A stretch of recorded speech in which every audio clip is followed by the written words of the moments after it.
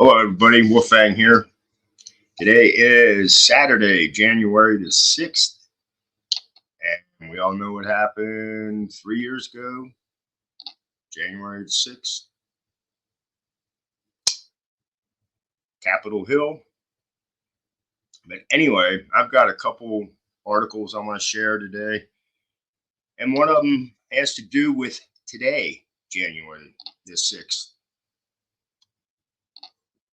So let's get to it. FBI captures 3 January 6th fugitives at Florida ranch on the third anniversary of the Capitol attack. Early Saturday morning, on the third anniversary of January 6th attack on U.S. Capitol, the FBI captured 3 fugitives accused of participating in the riot at a ranch in Florida. The FBI executed 3 federal arrest warrants early this morning at a ranch in Groveland, Florida, in Lake County. The FBI Tampa field office said in a statement, the subjects, taken into custody on are January 6 fugitives Jonathan Daniel Pollock, Olivia Michelle Pollock, and Josepher Daniel Hutchinson III. The defendants are scheduled to appear in federal court in Ocala, Florida on Monday, January the 8th. No further details concerning their capture are available at this time. Jonathan Pollock has been at large since the summer of 2021 when he was indicted alongside his sister, Olivia Pollock, Hutchinson, and 2 others. Federal authorities said Hutchinson had been an employee at the Pollock family's gun shop in Lakeland, Florida. Olivia Pollock and Hutchinson had been fugitives since the summer of 2023 when they failed to show up to their trials. And I guess this is a picture of them. Jonathan Pollock is accused by federal authorities of helping breach a barricade and assaulting officers, grabbing one by the waist and pulling the officer down the stairs, punching another in the face, and stealing another officer's police shield. Their co-defendants, Joshua Christopher Dolan and Michelle Stephen Perkins, were both convicted at bench trials, and Dolan sentenced to 18 months in federal prison, while Perkins was sentenced to 4 years in federal prison. More than 1,200 defendants have been charged in connection with the January 6th attack on the U.S. Capitol.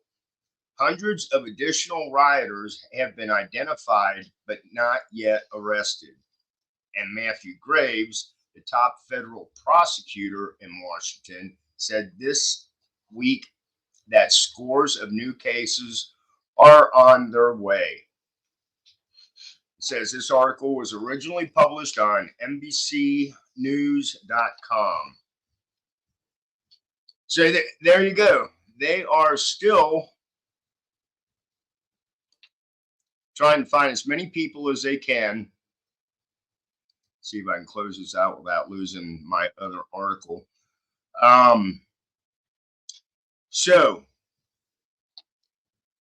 point is, do you think that they already knew who these people were and they decided to wait on this date to arrest them?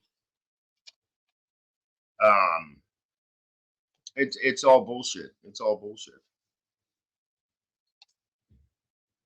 So I saw that article this morning and thought that I would share that because they're still going after these peaceful protesters. I mean, it was nobody had. Well, it depends on. It was a peaceful protest. Trump didn't tell them to go do this shit. He said go peacefully. but they want to twist that all around too. So anyway, I get aggravated talking about this, and I get aggravated talking about the next topic I'm going to share too. So let me see if I can get this one to come up. All right. So this one has to do with the school shootings. Signs, and this was from Cincinnati News. Signs saying teachers may be carrying firearms now posted outside New Richmond schools. Attention, please be aware that the staff may be armed and will use whatever force is necessary to protect our students and staff. So signs posted at schools in New Richmond. This is in Claremont County.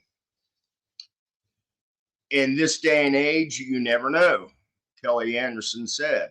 Anderson, who owns a business in the village, is glad district leaders have approved a policy that lets teachers carry guns in their classrooms.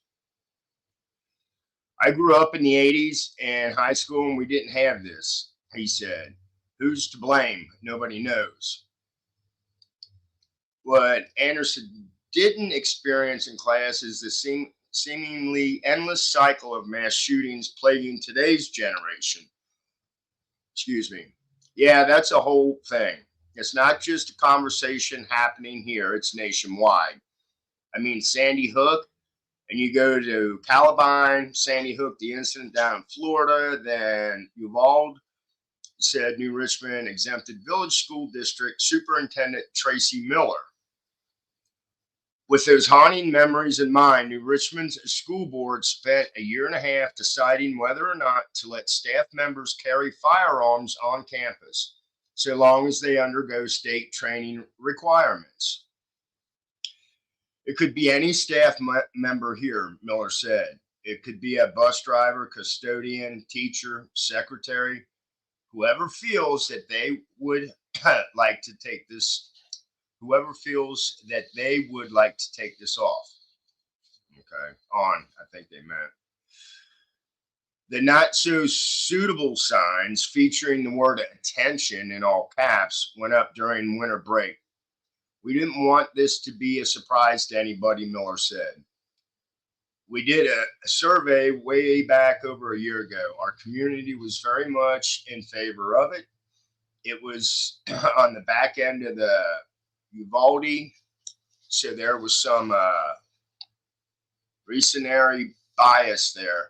But since, and I'm not on Facebook, but I've read some of the comments that were sent to me the past couple of days, it appears our community still is very much in favor of it. A state agency called the Ohio School Safety Center keeps track of teachers who are eligible to carry firearms on campus. The information is not shared publicly due to the sensitive nature of school safety initiatives. So there you go. So that's another one. With all of the school shootings that have been going on for years now, and I'll say I'm 60 years old. This is what we did back when I was in junior high and high school. You know, we didn't have to worry about kids bringing guns into school. So, but I think it's the right approach. And there's going to be parents out there saying, no, they shouldn't have guns in the school, blah, blah, blah. But they want you to protect their kids at the same time, but they don't want guns. So that makes no sense. I say, if a teacher wants to go through the training, let them, have refresher courses, because you can't put a cop, just one cop, in a school and expect that one cop to protect that whole school. There's too much ground to cover. It's not possible. So if you have teachers that are willing to take the class and take refresher course, to carry, let them do it. If you want your kids protected, I don't personally, I don't see any other way to do it.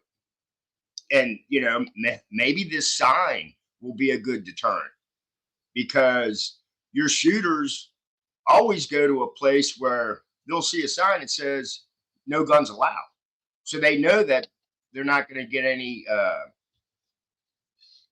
return fire while they're doing the crazy shit they're doing.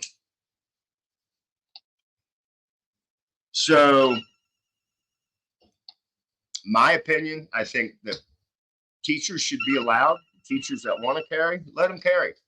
And like I said, take the classes, take refresher courses, and let them protect the students that way. So, y'all leave a comment, whether it's about the January 6th, and I already know quite a few of you how you feel about January 6th. I feel the same way. And also about having teachers carry in school to protect the kids. Leave a comment, and we'll go from there. But anyway, this is Wolf Fang. Saturday, January the 6th. It is a gloomy day here. We didn't get any snow. We got a dusting. That was about it. And it's 36 degrees today. But it's a good day. It's a good day. The wife and I are just chilling.